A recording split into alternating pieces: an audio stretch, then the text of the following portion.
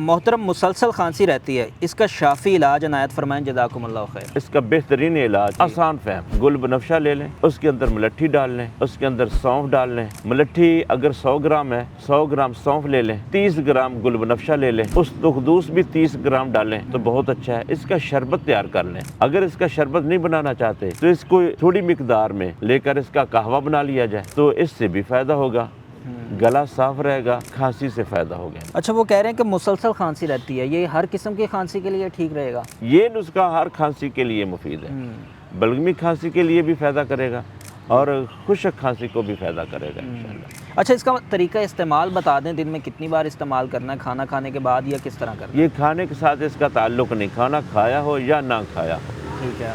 یہ قہوہ یا یہ شربت استعمال کیا جائے، اس سے بڑی جلدی فائدہ ہوگا۔ یہ ہر 3 گھنٹے کے بعد استعمال کیا جائے، اگر کھانسی کی شدت ہے ہر 3 گھنٹے کے بعد استعمال کر لیا جائے تو امید ہے کہ 2 یا 3 دفعہ پینے سے کھانسی کا زور ٹوٹ جائے گا۔